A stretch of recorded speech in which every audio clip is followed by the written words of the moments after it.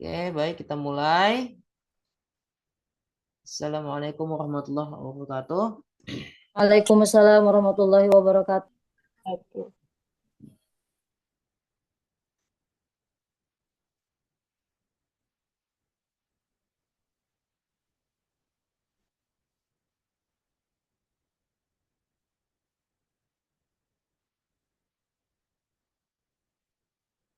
Udah kelihatan ya?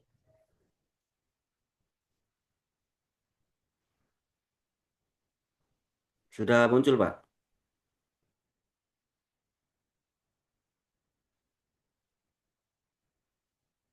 Kita pengantar semiotika ya. Kemarin sudah hermeneutika untuk kita bahas pengantarnya ya.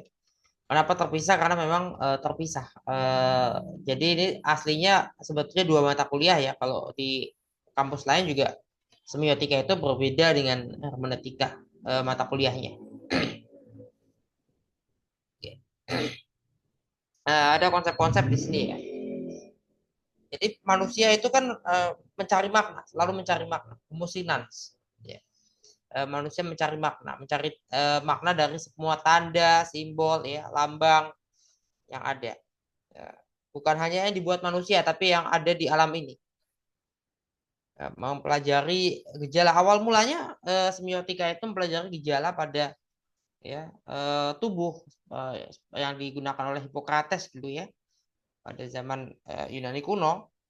Nah, kemudian akhirnya salah satunya Aristoteles menggunakan semiotika untuk kajian di luar dari ilmu medis. Ya, awalnya untuk medis oleh Hippocrates, oleh Aristoteles digunakan untuk ya membaca tanda-tanda di mana saja di alam ini di dalam masyarakat ya budaya. Simbol itu tanda itu bagi tiga ya, simbol dalam bentuk kosakata itu tanda tertulis, ucap, representasi mental atas simbol itu dan kemudian objek dalam realitas eksternal. Ini menurut Aristoteles. Ada ya pemaknaan apa itu semiotika. Semiotika itu semiosis ya. Ilmu tentang semiosis. Ilmu tentang memproses, mencerap ya pemaknaan, proses memperhatikan ya, memperhatikan, maknai baik itu melalui penginderaan ya. Awalnya melalui penginderaan kemudian diolah dengan menggunakan kognisi. Manusia itu menggunakan kognisinya, menggunakan akal pikirannya untuk ya alam pikirannya digunakan untuk memaknai tanda-tanda yang ada. Proses pemaknaan tanda itu dibentuk dari kebiasaan ya. Kita ini punya kebiasaan-kebiasaan yang berkaitan dengan tanda-tanda di sekitar kita. Misalnya kalau sudah bunyi azan, kita eh, ambil wudhu, sholat itu kan.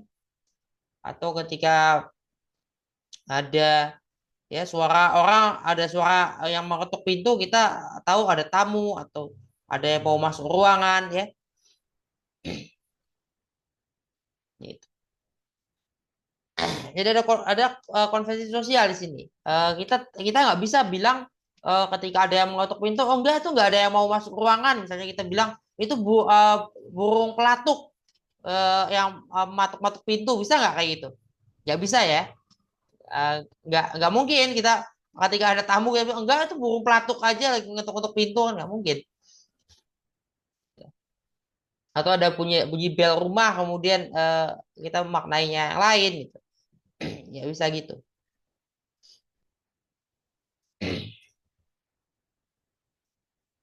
Ya. Jadi eh, apa itu sign, apa itu tanda, tanda itu apa yang dimaknai oleh manusia dalam dari realitas eksternalnya. Ya, kalau semiosis itu proses pemberian makna itu, tanda itu selalu bersanding dengan makna. Ada tanda pasti ada maknanya. Ya, tanda itu dicerap, dimaknai, dipahami ya oleh manusia. Ya, tahap awal melalui eh, yang diinderai ya, kemudian diolah ya dalam kognisi manusia ya, menghasilkan objek. Objek bukan benda ya di sini ya, tapi apa yang eh, kemudian diinterpretasikan oleh manusia, ditafsirkan oleh manusia, menghasilkan interpretan. Teori Peirce ini kemudian dikembangkan oleh Danesi dan Perron. Semiotika itu memandang makna itu makna dibalik setiap fakta.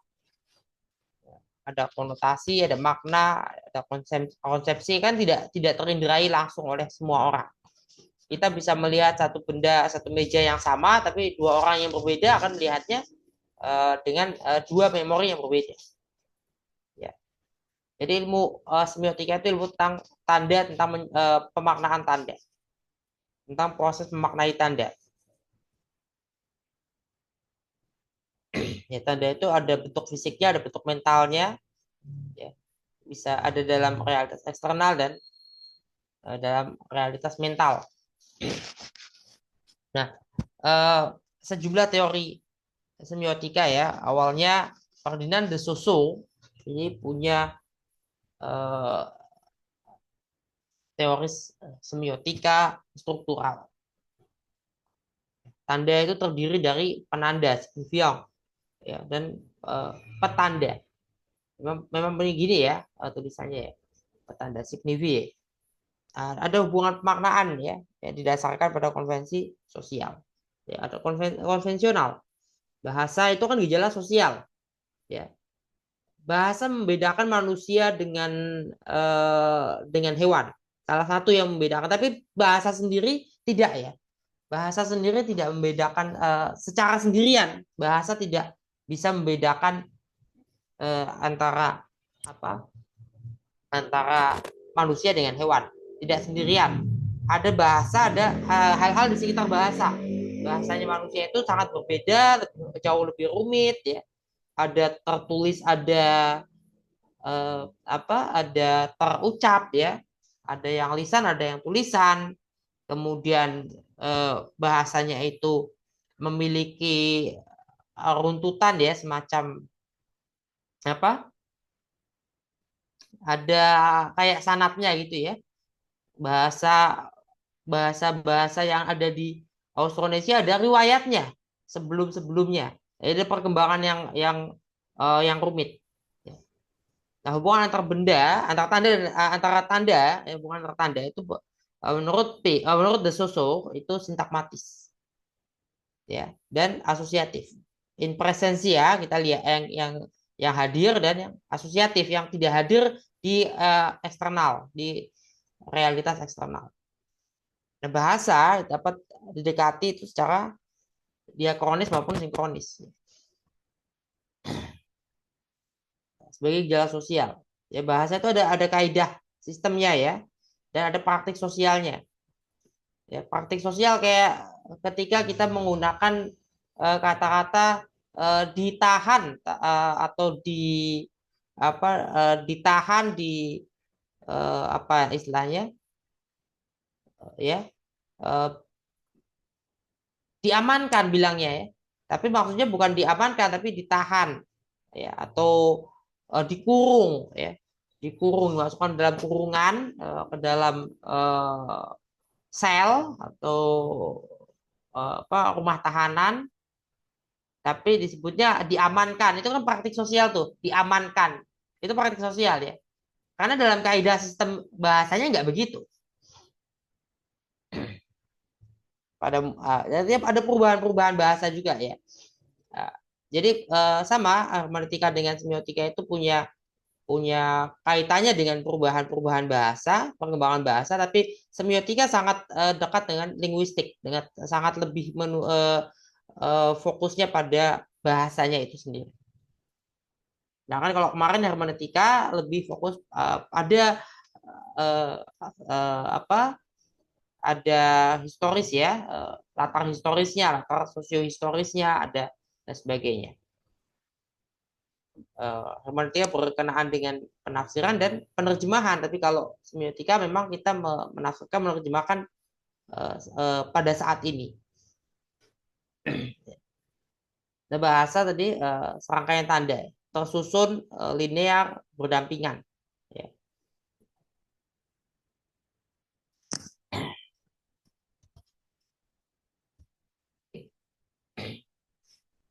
Jadi relasi asosiatif ya bahas pada tanda-tanda itu ya, terdapat pada kaitan sistem bahasa itu sendiri. Nah, hubungan antar tanda berlaku juga pada lukisan, pada lagu ya. Posisi satu benda nih kayak yang di gambar ini, posisi kursinya, posisi lampunya, posisi buku-bukunya ini ada maknanya. Posisi lampu-lampu ini ya, 1, 2, 3 lampu ini ada di situ ada lampu yang satu lagi di latar belakang itu, tapi sepertinya tidak berfungsi sebagai lampu ya. Tapi yang tiganya kan berfungsi sebagai lampu.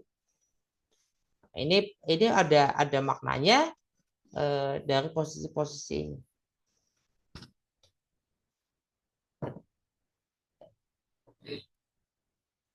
Nah, dalam semiotika itu ada relasi ya. Setiap relasi itu diterjemahkan ya. Dalam pengertian itu ada jauh dekat, latar depan, latar belakang ya. Itu setiap relasi itu diterjemahkan. Setiap relasi sintakmatis ya diterjemahkan, dipahami. Jadi manusia melakukan pemaknaan. Pemaknaan itu terbentuk adalah secara sosial. Ya, menurut semiotika struktural, dalam teori semiotika struktural, pemaknaan itu terbentuk secara sosial. Ada ingatan kolektif, ada kesadaran kolektif. Ya, ada ya, kaidah yang disepakati, kaidahnya ya, praktik itu yang disepakati juga, parol.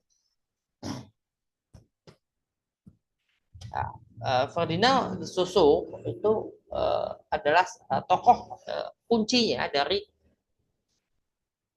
semiotika struktural. Ya. Menyangkut tanda pemaknaan ya secara dui pihak dikotomis, ya diidentifikasi ya relasi antar tanda.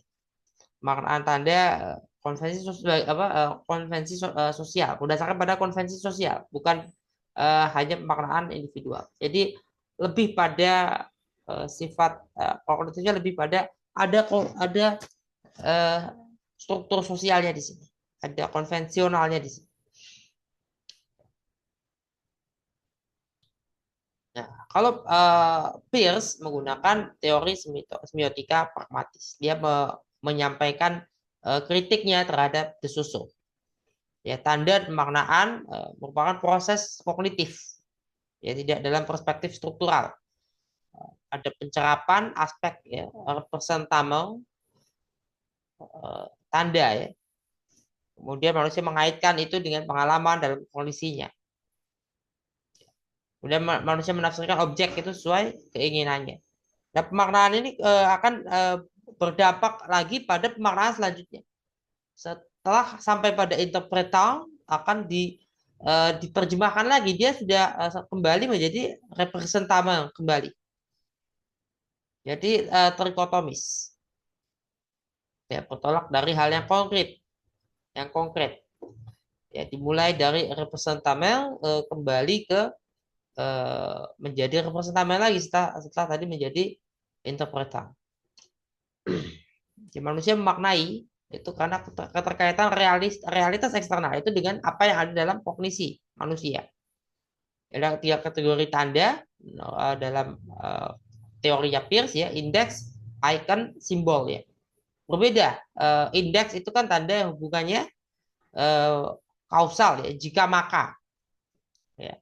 Kalau icon itu representamen serupa atau mirip dengan objek icon. Representamen serupa dengan objek yang ada dalam kognisi. Ya, misalnya kita bicara meja, kita akan mengingat bentuk meja itu seperti apa. Bicara kursi, kita ingat bentuk kursi seperti apa.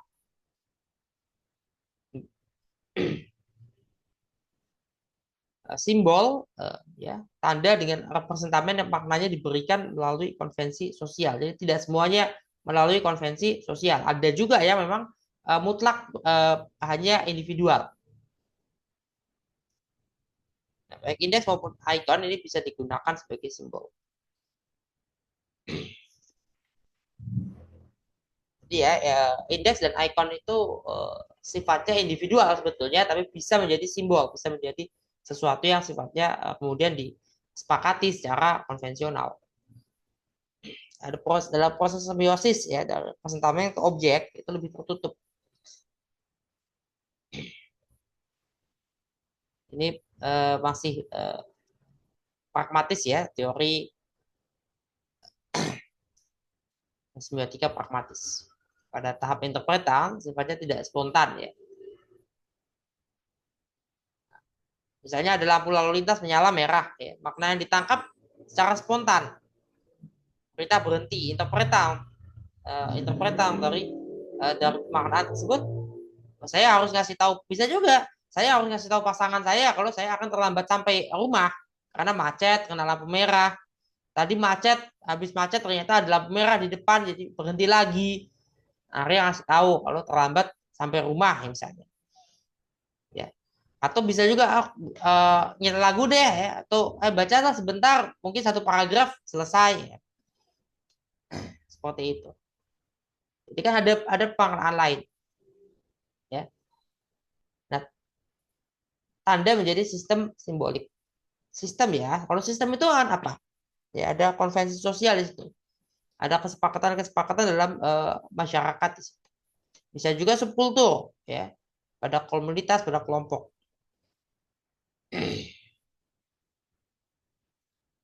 Ya. Jadi mengacu sistem simbolik itu mengacu pada berbagai jenis ya representamen yang ditemui dalam realitas eksternal maupun realitas mental. Nah, pikiran manusia juga realitas dan penafsiran manusia terhadap apa realitas eksternal itu juga adalah juga realitas. Jadi apa yang ada di alam pikiran kita itu real ya. Semester sebelumnya ketika belajar filsafat kan saya sampaikan apa kok yang belum ada konsepnya yang bisa disebutkan konsep nggak bisa kan. Jadi ketika kita bicara ada kuda bersayap ya, ada unicorn ya, kuda pakai pakai ada tanduk ya, itu sesuatu yang konsepnya ada, berarti ada dalam realitas mental sekalipun tidak ada dalam realitas eksternal. Jadi jangan mengira kalau yang real yang ada itu adalah yang eksis hanya pada realitas. Selama konsepnya ada, dia ada setidaknya dalam realitas mental. Nah, kalau kita bicara semiotika di sini, ya kita bicara sesuatu yang tadinya ada di dalam realitas eksternal, kemudian ada hubungannya dengan sesuatu yang dalam realitas mental kita. Kayak kita ketemu kemacetan, kita ketemu lampu merah, jadi kita mau berhenti, ya memang perintah berhenti ya. Atau misalnya kita lihat di halte Transjakarta, bus yang akan kita naiki masih 10 menit lagi misalnya. Wah, ternyata 10 menit lagi saya harus nunggu. Sementara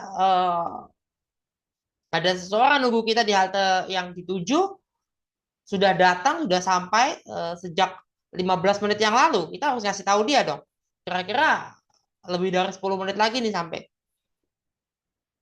Kira-kira bisa terlambat sampai setengah jam. Kira-kira bisa terlambat sampai 1 jam. Kita harus ngasih tahu dia bahwa bisnya belum datang. Nah, seperti itu. Itu sesuatu yang dimaknai belakangan. Bagi orang lain yang sama-sama menunggu bis yang sama, belum tentu begitu maksudnya. Kalau dia misalnya nggak punya siapa-siapa yang nungguin, ya, atau dia misalnya cuma pengen masuk rumah pengen tidur, atau pengen apa, ya, ada hal-hal yang di sini ada konteks-konteks berbeda, sehingga simbol-simbol yang tertentu maknanya juga berbeda-beda. Nah, ketika proses meiosis itu sudah sampai ke tahapan interpretan, dia menjadi representamen kembali, representamen yang baru. Danesi dan Peron ini mengembangkan dari teori Peirce ini. Semiosis ya, adalah tahap awal manusia maknai tanda itu. Anak kecil kan proses pemaknaan atas lingkungan sekitarnya. Seperti itu. Ya. Analoginya anak kecil kan nyari makna, mencari seiring pertumbuhan perkembangan, dia mengeksplorasi ya alam empiris ini ya melalui anggota tubuhnya, melalui coba berkomunikasi dan memaknai segala sesuatu itu. Ya, kalau kita lihat ada bunyi mobil tertentu yang berhenti, kemudian mematikan mesin, kemudian ada bunyi apa pintu dibuka dan ditutup, ada bunyi kunci mobil di eh, di mobil dikunci ya, eh, kuncinya diaktifkan, alarmnya diaktifkan, ada maknanya ini. Ya, ada seseorang datang, ya kan seperti itu. Kita lihat atau kita dengar suaranya, kita lihat mobilnya atau kita dengar suaranya, kita merasa orang ini sudah datang. Ada makna lain yang dipahami orang, setiap tiap orang yang mengalami adanya tanda-tanda itu. Manusia dari kecil kita sudah memaknai apa-apa yang ada di sekitar kita sebagai tanda-tanda, simbol-simbol. Nah, simbiosis ini tidak berlanjut dalam diri individual, tapi secara terpisah enggak ya. Ada konvensi sosial tadi yang tidak disadari, ada kultur, ada subkultur, ya ada mekanisme. Nah, kalau dalam uh, Peirce ya, kemudian dan Dianesi dan Peron ya, pragmatis ada mekanisme getok tular. Ya, proses lahirnya konvensi sosial itu prosesnya melalui mekanisme uh, ya saling memengaruhi. Mekanisme ada yang memengaruhi, ya masuk ke ranah sosial budaya, menjadi bagian ya dari satu order, satu ketertiban. Interpretam pada satu individu dibagikan pada individu lain. Ya, prosesnya berulang-ulang, berlanjut. Ya, sampai ada konvensi, ya. Ada pemahaman konvensional tentang suatu simbol, ya, sistem simbol, ya, terbentuk dari pengetahuan publik, ya. Sehingga kemudian disepakati secara konvensional tadi apa makna dari masing-masing simbol. Oke. Sudah dibaca bab 1 dari bukunya Benny Hood. Bab 1 itu berbicara tentang teori ya, semiotik secara keseluruhan. Silakan.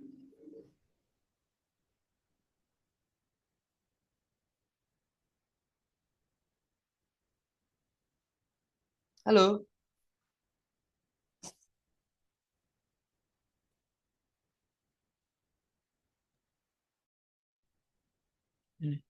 Saya Pak, saya masih timbul pertanyaan dari tadi yang Bapak dari Ferdinand de Saussure itu bahwa salah satunya adalah bersifat kognitif, bertolak dari alam pikiran manusia, bunyi bahasa, lukisan nada dan diserap ditangkapnya citranya itu. Jadi saya tuh eh, pengen bertanya Pak karena nggak ngerti bagaimana ya proses diserapnya citra dari tanda seperti lukisan atau nada musik kemudian dimaknai sesuai dengan konsep kognitif yang semiotika yang tadi Ferdinand de Saussure itu Pak. Ya, Khusus ke lukisan atau nada itu. Terima kita kasih kan Pak. kita kan melihat mendengar ya, melihat ya, melihat satu lukisan, misalnya satu ya satu lukisan atau mendengar satu lagu ya. Itu ada nadanya, ada apa? Selain ada nadanya ada liriknya kan, lirik ada penekanan. Kalau lagu itu kan ada lirik, ada nada, itu kan pasti ada penekanan. Nah, ketika penekanan itu terwujud ya, ada penekanan, maka kita lihat penekanan itu sebagai satu tanda. Kita mencerap ya, memaknai, proses memahami ya. Kalau kita mencoba untuk memahami, menangkapnya secara dengan menggunakan panca indera kita, memasukkan itu ke dalam memori kita, ya. Kita melihat itu dalam memori kita. Dan kan kita punya memori sebelumnya. Ketika bayi baru lahir, dia belum punya memori yang sifatnya ya memori yang apa namanya yang sifatnya sama seperti memori pada orang dewasa ya. Bayi itu mungkin punya memori asal ya. Kalau kita melihat ada apa istilah, ya ada memori bawaan lah, ada pengetahuan bawaan. Ada yang dimaksud natur ya. Kalau kita lihat juga di dalam Al-Quran juga ada ayatnya bahwa kita ditanyai oleh malaikat ya, tentang terkait dengan eh, siapa Tuhan kita. Tapi ini memori yang seperti itu saja kira-kira pada manusia. Memori yang sifatnya awalnya itu ketika kita bayi baru lahir ada memori asal ya, itu sifatnya ya natur kita aja lah, naluri, naluriah dan alamiah yang memang itu berhubungan dengan refleks manusia secara umum.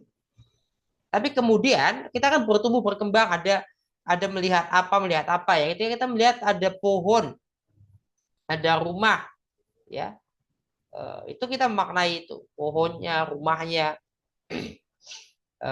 ya jauh dekatnya kan kita memaknai itu. Ini jauh dekat. Ketika kita melihat ada satu grup orang ya berfoto, ada yang eh, terpisah sendiri, ada yang berjarak di dalam barisan foto, itu kan ada maknanya menurut kita.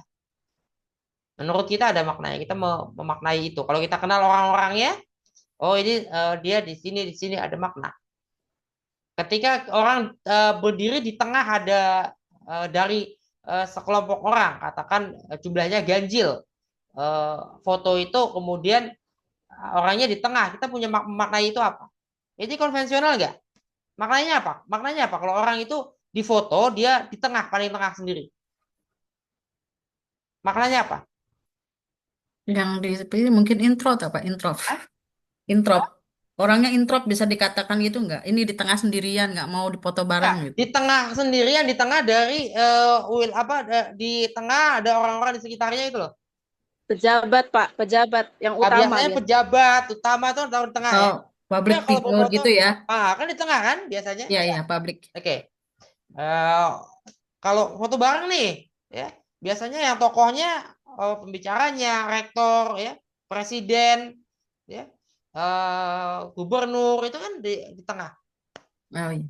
menteri-menteri di tengah, ya, tokoh pembicara, narasumber di tengah semua kan narasumber.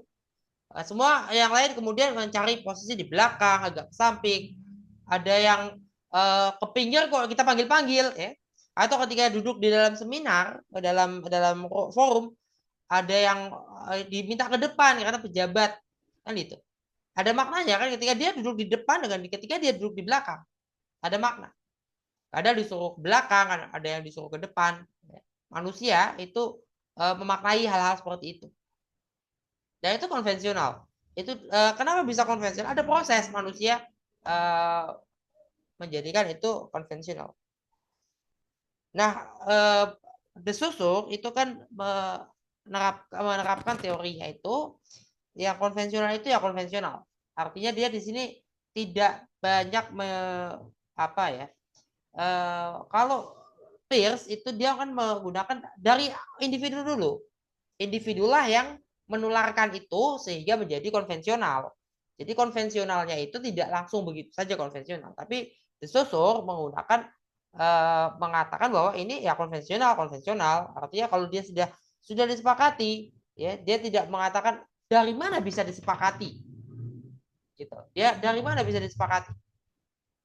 Bahwa ini ada maknanya A, B, C. Oke, jelas? Iya Pak. Terima kasih Pak penjelasannya.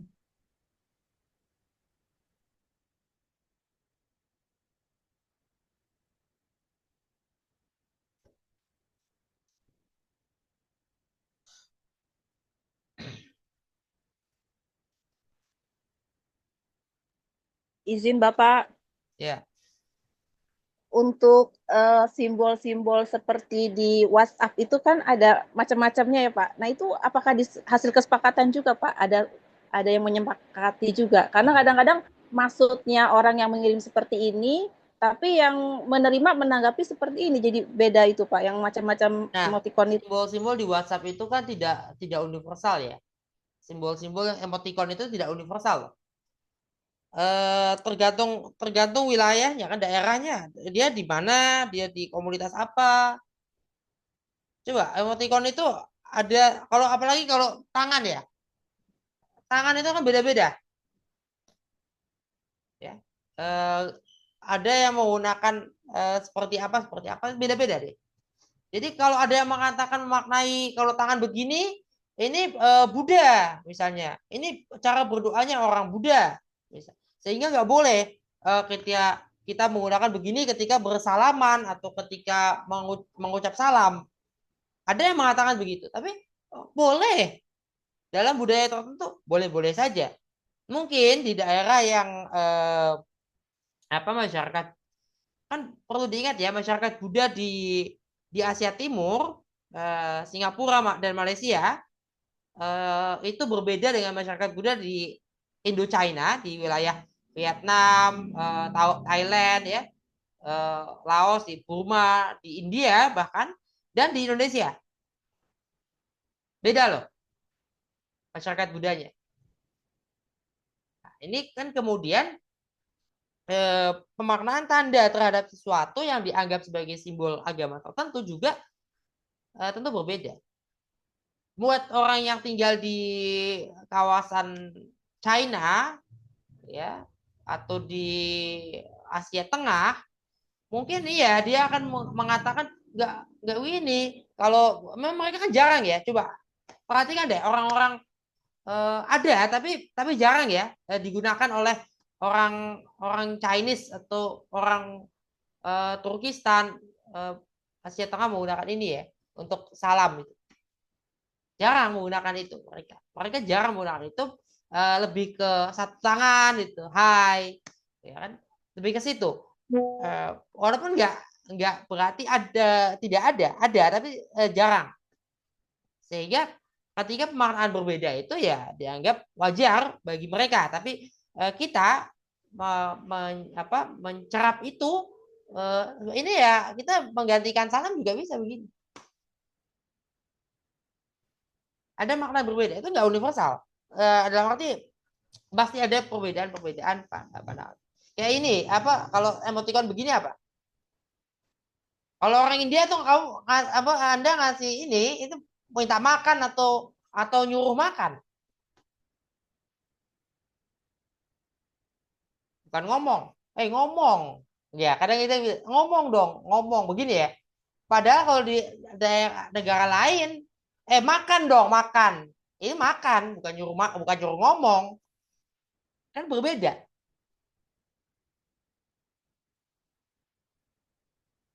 Jadi ada tapi kita punya konvensi sosial di situ. Ada proses penggunaan dari ini ya, dari kita awalnya menggunakan itu untuk apa? Untuk menggambarkan apa? Akhirnya orang lain mengakui itu.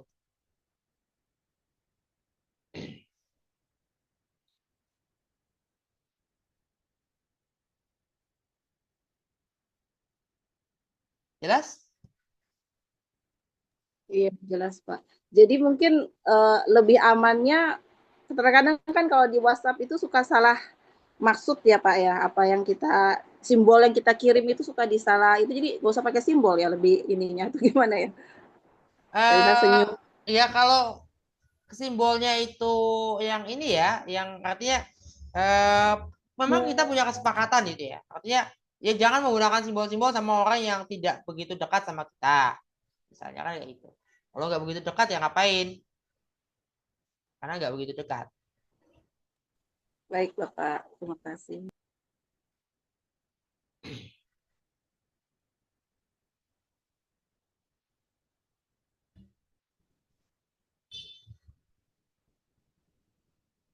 Emang nggak hari ini manggil kampuk mang jenggal belum kan belum kamu.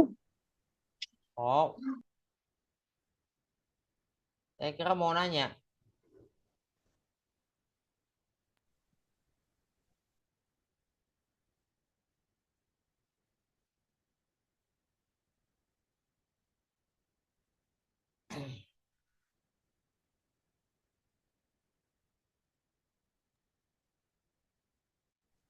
Punten Mbak, Bapak. Ya. Apakah semua simbol itu bisa bermakna? Apakah seperti itu, Pak. Apakah simbol itu juga tidak bisa dimaknakan? Apa semua Kalau simbol kalau nggak ada mempunyai maknanya makna? terus, kalau nggak ada maknanya terus apa? Ya Apa karena itu? manusia kan memaknai semuanya itu ya dimaknai. Sekalipun apa namanya eh, menganggap itu nggak penting misalnya. Ya, bagi sebagian orang kadang itu nggak penting, nggak terlalu penting. Kita nggak bisa lepas dari simbol ya. Kita nggak bisa lepas dari simbol. Kalau misalnya kayak simbol bulan sabit, dari mana simbol bulan sabit itu? Dinasti Utsmani adalah kekhalifahan pertama yang menggunakan simbol bulan sabit dan bintang sepanjang sejarah Islam. Kapan? Sejak Konstantinopel itu atau Istanbul itu ditaklukkan. Karena memang itu awalnya digunakan oleh Bizantium untuk simbolnya kota Konstantinopel. Tapi kemudian diadopsi oleh umat Islam. Nah ini kan kemudian menunjukkan adanya perubahan dan perubahan yang disepakati. Apakah bulan sabit dan bintangnya itu nggak punya makna?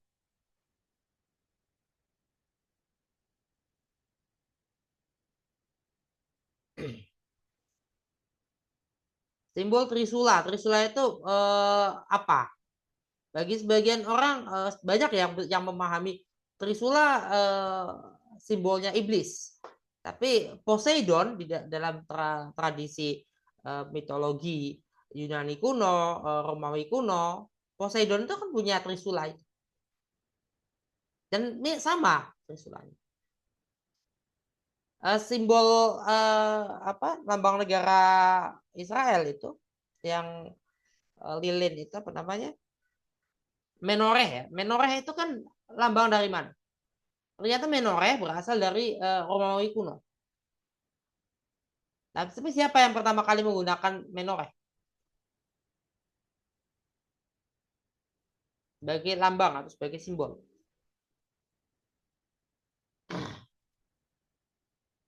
Wajan saja, kenapa wajan itu kita ada wajan yang gagang, pakai gagang satu, ada wajan yang punya telinga dua. Wajan pakai telinga dua itu sebetulnya awal mulanya apa bisa dimaknai nggak? Bisa dimaknai nggak? Simbol apa? Sebetulnya bisa dimaknai.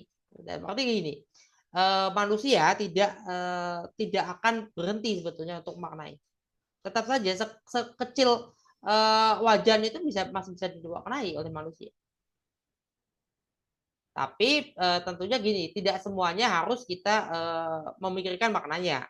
Itu ya, itu ya. Kayak gini, kayak apa namanya, ketika ada orang ya suaranya volumenya keras, itu kan maknanya beda-beda dengan satu sama lain.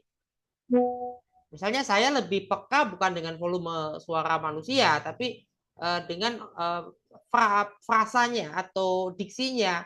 Dia menggunakan kosakata apa nih? Kalau dia ngeluarin isi septic tank, dia ngeluarin isi hutan Amazon, walaupun suaranya pelan-pelan, lembut-lembut ya saya nggak suka kan gitu. Tapi kalau suaranya volume kan saya nggak terlalu mempermasalahkan. Atau ada orang tulisannya jelek kan saya nggak mempermasalahkan. Tulisan tangan saya juga jelek. Sehingga saya nggak mempermasalahkan ada orang yang tulisannya tulisan tangannya seperti apa. Ya silakan. Iya Pak, terkait simbol-simbol kan pasti pemaknaannya itu berasal dari penelitian, berasal dari penggalian makna ya Pak. Kalau semisal nih Pak, kita menemukan goresan di batu yang diyakini sebagai prasasti, tapi ternyata hasilnya itu berbeda dari kenyataan. Semisal goresan itu memang terbentuk dari apa namanya proses alami dan kita meyakini sebagai wah ini simbol yang digunakan oleh orang zaman dulu gitu. Itu bagaimana Pak? Emang ada ya kejadian itu ya? Ya barangkali ada Pak. Barangkali berarti saya kira tuh ada kejadian kayak gitu. Kalau ada tuh barangkali ada enggak? Saya nggak yakin kalau barangkali ada. Orang yang melihat prasasti itu gini ya. Ada tulisan beda ya. Tulisan kan kita bisa tahu ini tulisan. ini tulisan, ini kalau itu alamiah, nggak mungkin misalnya banyak ya, atau tertib ya. Kalau tulisan di dalam prasasti itu tulisan namanya tulisan ya. Itu ada sifat-sifat tulisan prasasti itu. Coba sifat-sifatnya apa? Ini prasasti nih. Sifat sebuah tulisan itu apa sih? Kita tahu itu tulisan dalam bahasa yang bukan kita pahami. Sifatnya apa? Ada strukturnya, Pak. Ya betul, ada terstrukturnya, ya tertata, rapi, tertib, ya. Ada di mana baris ya, lines, baris ya, baris pertama, kedua, mau itu dia dari atas ke bawah, dari kanan ke kiri, kiri ke kanan, ada barisnya, baris jadi paragraf. Paragraf di bawahnya pasti ada paragraf lagi atau tidak ada sama sekali. Itu jelas itu namanya satu tulisan. Ya. Tapi kalau alami ya, misalnya harimau nyakar-nyakar, kan ketahuan itu cakaran harimau nggak bikin satu baris rapi tertib enggak. Harimau itu mencakar di bekas cakarannya juga bisa, karena dia nggak tahu. Tapi kalau manusia kan nggak mungkin dia tulisannya tumpang tindih. Ketika bikin prasasti itu kalau ternyata tiba-tiba ada yang tumpang tindih, ya antara dibiarkan ya sudahlah. Tapi kan kemungkinannya enggak. Kemungkinan besarnya tidak tumpang tindih tulisan itu.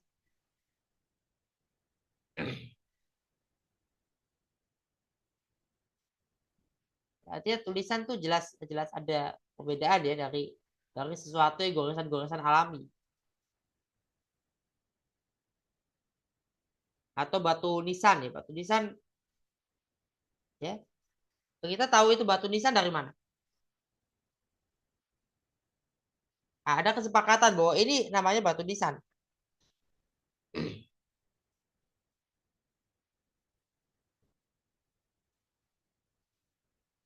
Meja, kita sepakat bahwa sesuatu itu meja dari mana?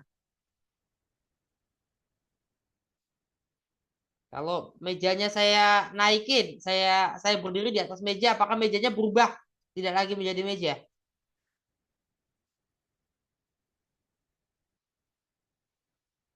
Halo? Kalau saya naik ke atas meja, itu mejanya berubah nggak? Saya berdiri di atas meja, mejanya berubah nggak? Menjadi bukan meja lagi. Enggak, tetap meja, Bang. Tetap meja, ya artinya kan tetap meja.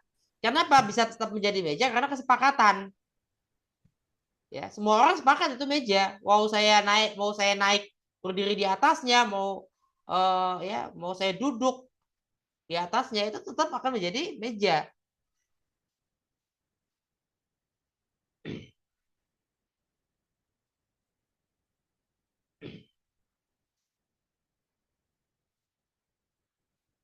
Oke, ada lagi? Pak, izin bertanya, Pak. Ya.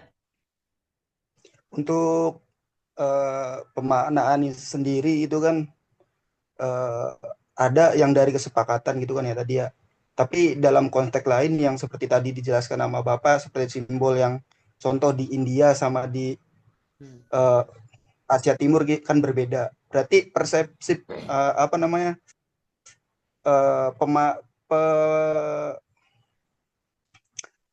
pemahaman sendiri di setiap tidak semua orang atau setiap daerah itu bisa sama gitu, bisa berbeda-beda. Artinya kan tidak tergantung dengan tapi bukan tidak setiap orang kan, nggak sendirian gitu. Pasti nggak ada dalam orang bentuk yang sendirian. umum. Iya, dalam bentuk umum bisa jadi tidak sama persepsinya gitu dalam mengartikan itu. Karena beberapa faktor yang mempengaruhi ya seperti tadi itu kan, mungkin daerah atau umumnya kesepakatan di daerah yang berbeda gitu. Begitu, Pak. Bisa berarti, Pak. Tidak selalu sama gitu. Karena memang begitu. Manusia kan punya kultur, punya subkultur. Ya. Dan ada hal-hal yang universal. Ya kalau lampu merah kan universal ya. Ada tanda panah ke kiri dicoret itu sudah universal ya. Ada tanda P dicoret itu sudah universal ya. Apalagi tanda kubus hitam itu kan sudah universal. Kalau ada kubus hitam itu Ka'bah. Kita maknai setiap kubus hitam itu Ka'bah. Ada nggak yang maknai kubus hitam itu sebagai selain Ka'bah, ada nggak? Nggak ada. Mau agamanya apa juga kalau ada kubus hitam ini melambangkan Ka'bah. Kalau kubusnya beda warnanya mungkin bukan Ka'bah, tapi ketika itu warnanya hitam dan itu kubus, itu sudah memahami itu ini pasti Ka'bah.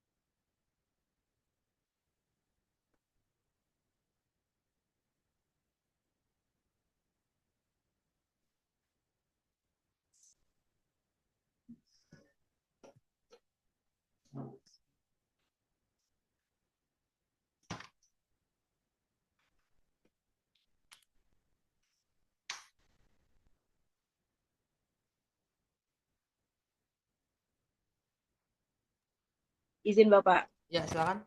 Untuk apa posisi tengah tadi ya, posisi tengah untuk tokoh, untuk orang-orang yang utama itu asal mulanya gimana ya Pak? Karena itu dipakai dari tingkat dunia sampai level keluarga ya. Kita kalau foto keluarga kan yang tua-tua di tengah, Ya, RT biasanya juga yang ya. gimana itu?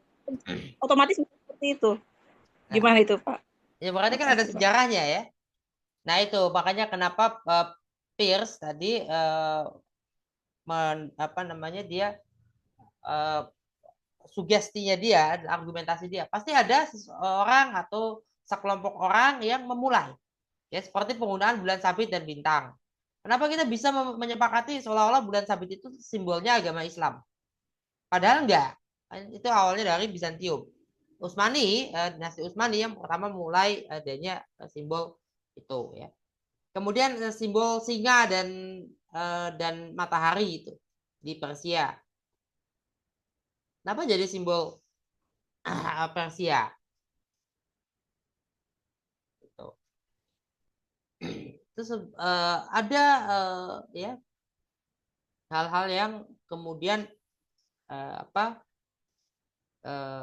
dia lahir dan disepakati dan mestinya ada yang memulai. Makanya Pierce, kemudian Danesi dan Peron menyempurnakan ada mengajukan ya propose bahwa ini ada getok tular, ada mekanisme getok tular. Mekanismenya dari orang yang pertama memulai pasti ada. Ada kesepakatan. Bagaimana kesepakatan lampu merah itu kan disepakati. Kenapa merah, putih, hijau? Mungkin di negara tertentu merah, putih, biru. Merah, kuning, merah, kuning, hijau atau merah, kuning, biru. Kenapa kuning?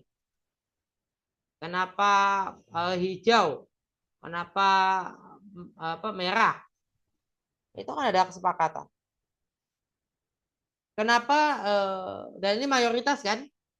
Kalau kita pergi kemana saja, lihat papan penanda jalan, penanda wilayah itu pasti dari yang terdekat dulu paling atas. Yang terdekat dulu, kemudian itu kan ada kesepakatan. Karena kita membaca dari atas ke bawah, yang dekat dulu.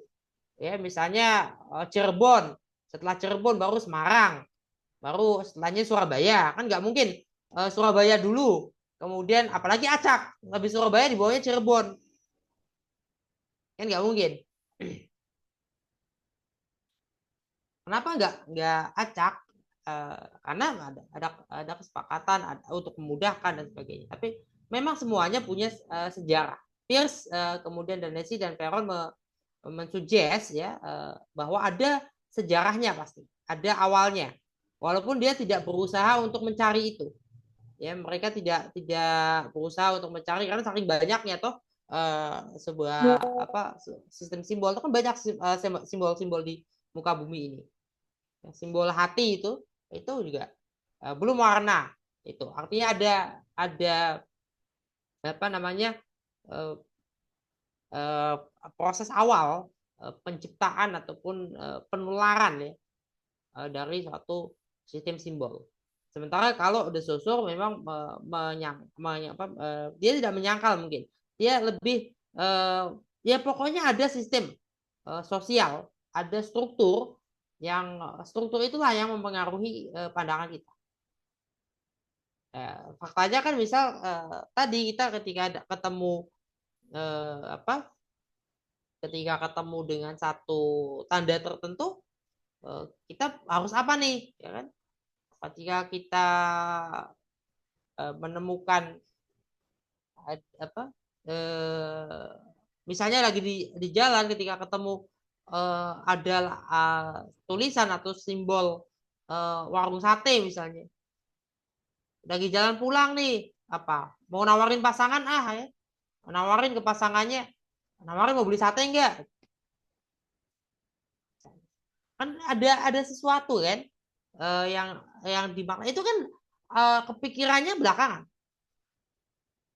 ada kita punya makna di situ. Jadi itu proses pemaknaan yang membuat kita bicara dengan orang terkait suatu hal. Tapi yang jelas ada proses, ada sejarah ya. Kalau Pierce mengakui adanya, pasti ada yang memulai.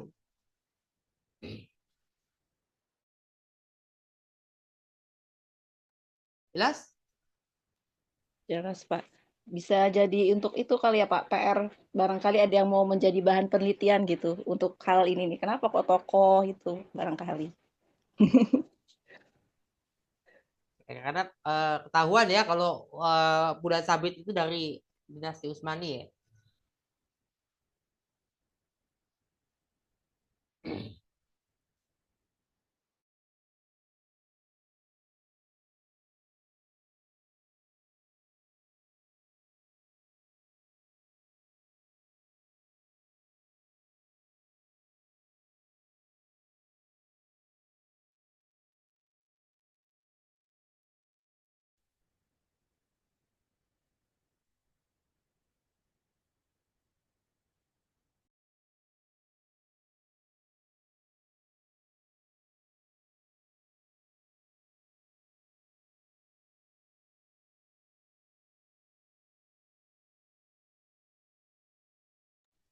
Ada lagi? Atau enggak?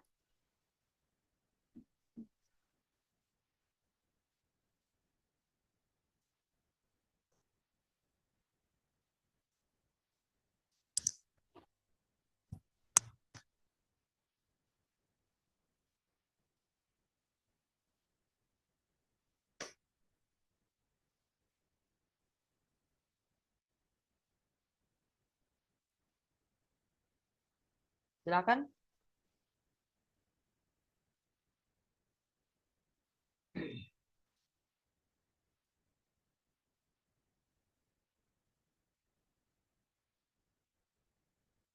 Kita untuk pertemuan berikutnya, kita sudah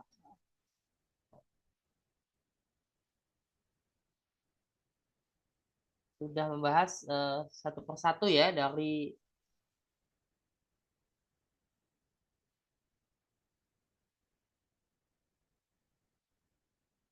hermeneutika ya.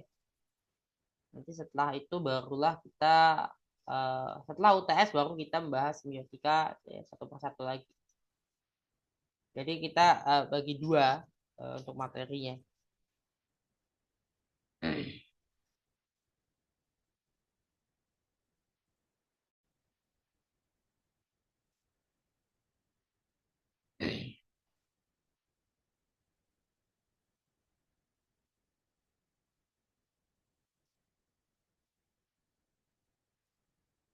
Ada lagi?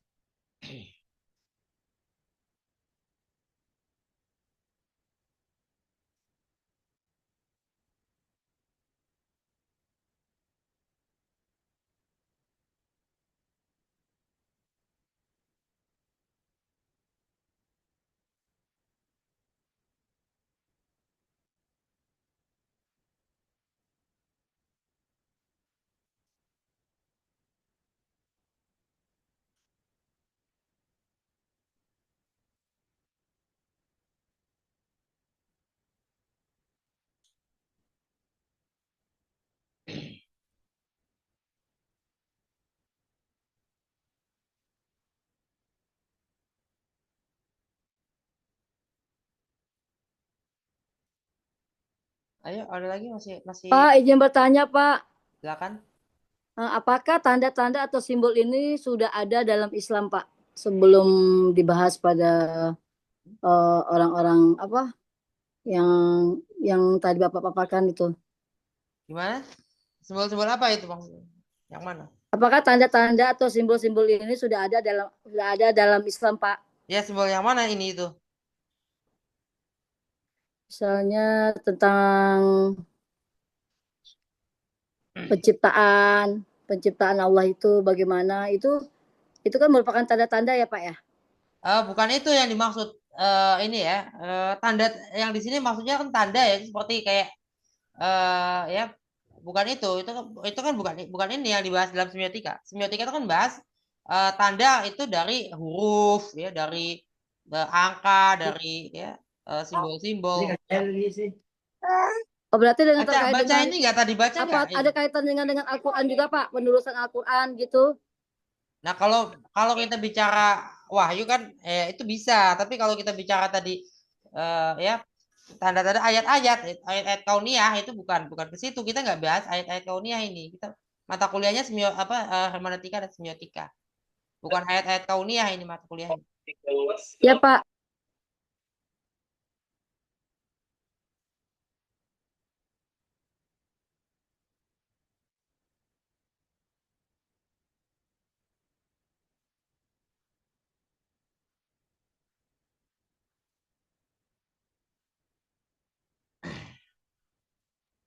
Sudah? Mana belum kelihatan ini siapa?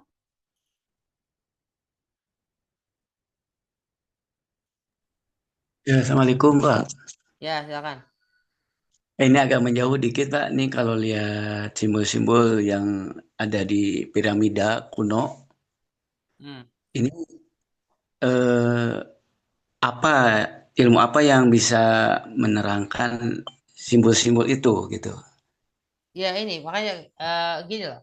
Semiotika itu membahas itu ya, membahas simbol-simbol itu.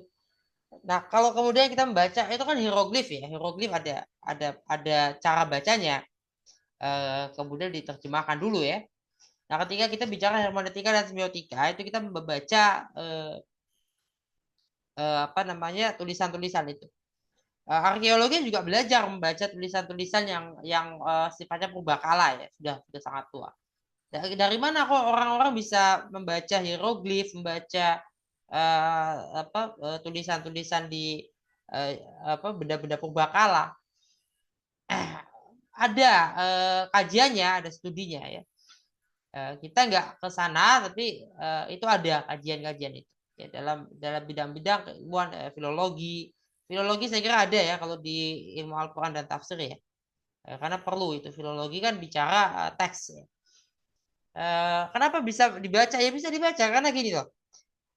Pasti ada titik terakhir ya, titik terakhir di mana bahasa tersebut benar-benar mati. Dan itu pasti ketahuan. Apalagi kalau abad ke sini, abad 20, 21, itu sudah benar-benar lebih ketahuan, lebih jelas. Sampai-sampai orang yang menjadi penutur terakhir bisa menerbitkan buku terkait dengan bahasa yang sudah lama, yang punah. Punahnya sebuah bahasa itu pasti ada titik ketahuannya lah. Dan kenapa dia punah? Misalnya melalui pelarangan politik atau melalui tekanan politik ya. Penindasan itu bisa menimbulkan punahnya sebuah bahasa. Di Mesir bahasa Koptik masih ada ya, karena tidak punah. Tapi bahasa Koptik itu memunahkan ya, atau menindas bahasa Mesir kuno tadi. Bahasa Koptik, bahasa Romawi, Latin kuno pada masa itu menindas penulisan-penulisan hieroglif bahasa Mesir kuno yang sebelumnya. Barulah tercipta bahasa Koptik, kemudian berkembanglah bahasa Koptik, bahasa Latin ya, karena bahasa Latin digunakan di wilayah jajahan Romawi, kemudian sampai pada era-era sekarang ada Arabisasi. Nah itu pasti ketemu kalau itu ketemu. Dan kita dalam teori-teori hermeneutika maupun semiotika ini berkenaan dengan penafsiran. Kita kan memahami kosakata. Kosakata itu ada maknanya. Ya, kosakata ada maknanya. Misalnya gini, ketika kita bicara kenapa Soekarno menggunakan ya istilah tertentu misalnya. Kenapa menggunakan istilah taman sarinya bangsa-bangsa?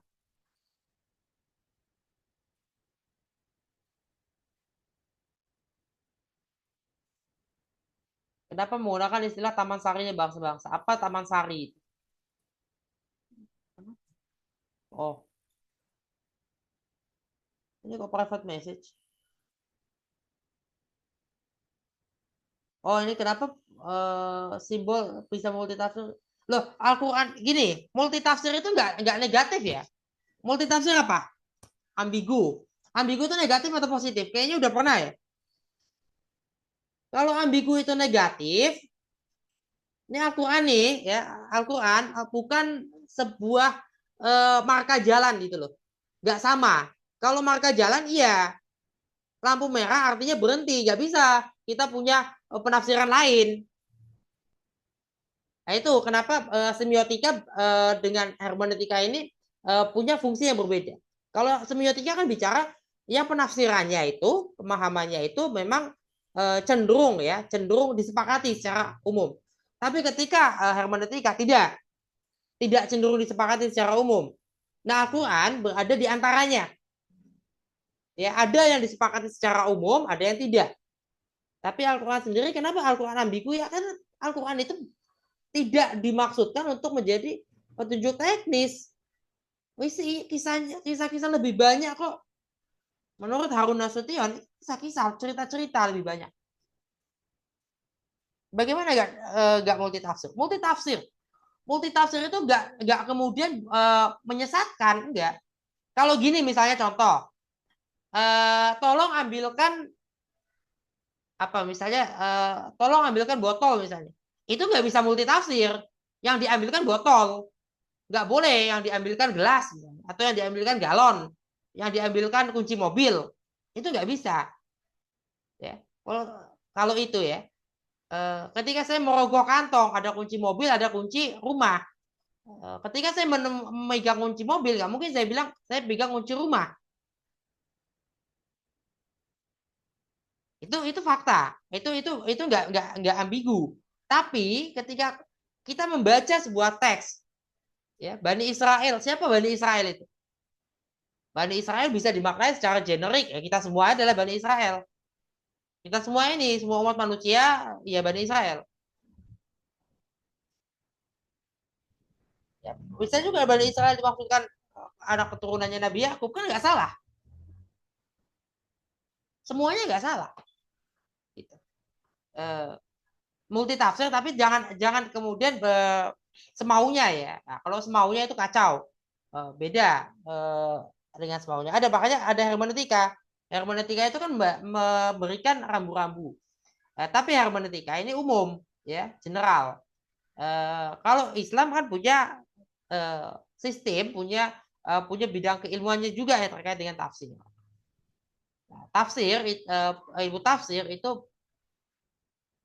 ya membahas banyak hal ya, ada asbabun nuzulnya, ada yang lain-lain, ada balaghahnya, ya, ada rasamnya. Rasam itulah yang menjadikan Al-Quran itu bisa dikatakan terjaga. Rasam itulah kunci redaksinya Al-Quran.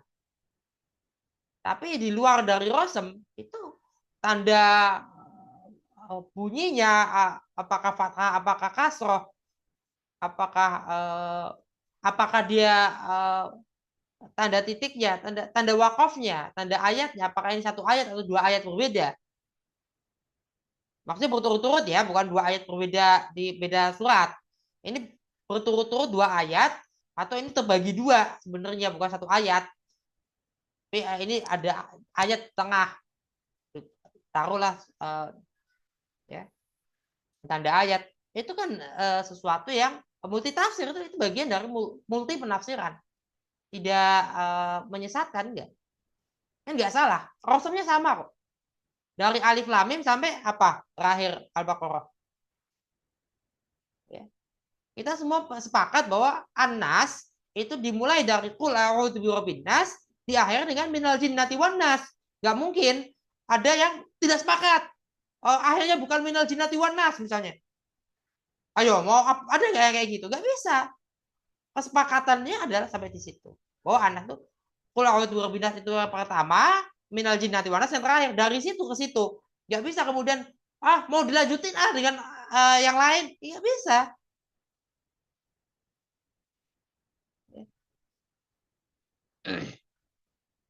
Atau kita nambah selain jin dan manusia apa gitu. Kan nggak mungkin kita melakukan itu. Nggak bisa. Dari situlah maksudnya rasam itu. Ada kesepakatan di situ. Tapi kalau misalnya kita menuliskan ya, apakah Bismillahirrahmanirrahim kemudian ayat 1 dari Al-Fatihah, ataukah tidak pakai tanda ayat di dalam Al-Fatihah, itu menjadikan tidak menjadi masalah. Itu kan multi tafsir berarti. Tapi nggak masalah. Tidak sesat. Oke. Itu ya. Jelas ya.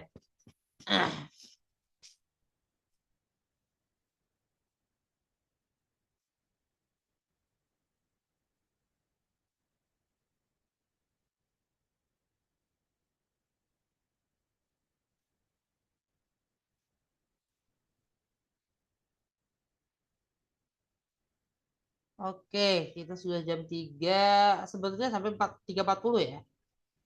Kita mungkin sebentar lagi kalau masih ada, ayo silakan. Atau kalau sudah nggak ada,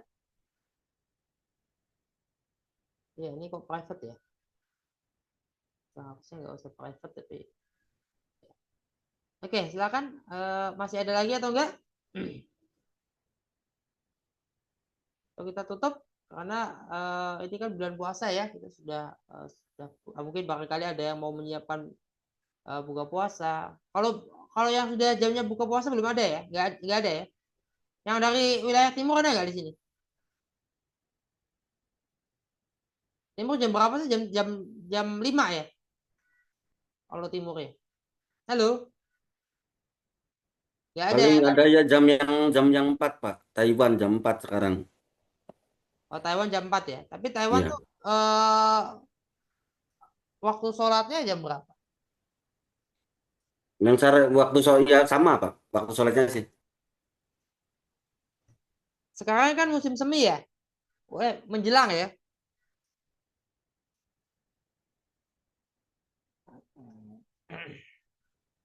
Bentar.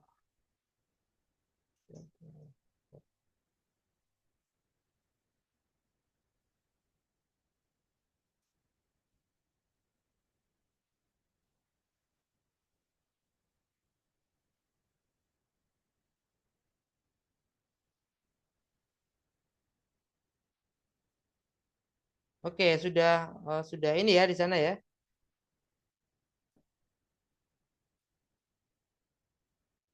Sudah asal ya di sana ya. Karena sudah jam 4 kan? Ya, Semarang udah asar, Pak. Sudah 10 Semarang juga menit udah yang lalu, asal. Pak. Oke. Enggak, maksudnya di Taiwan sudah asal ya. Bilang, oh udah lebih dekat lagi ke maghrib. Oke. Barangkali mau menyiapkan ini ya kan sudah Taiwan tuh 1 jam, hampir 2 jam sih ya, 2 jam lagi sudah maghrib. Kalau kita di Jakarta Cirebon masih 3 ya. Oke. Baik kalau gitu ya. Panas, semi kali ya kan, karena ini kan Taiwan sudah 4 musim kan? 4 musim ya. Nah ini sudah azan di Jakarta ya, di Tangerang. Baik, oh, masih 2 ya. Berarti 4 musimnya di utara aja.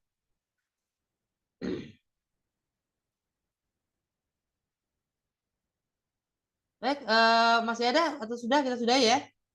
Karena sudah sangat sore. Baik, terima kasih kita sudahi, kita tutup dengan baca hamdalah, alhamdulillah rabbil alamin. Wassalamualaikum. Alhamdulillah,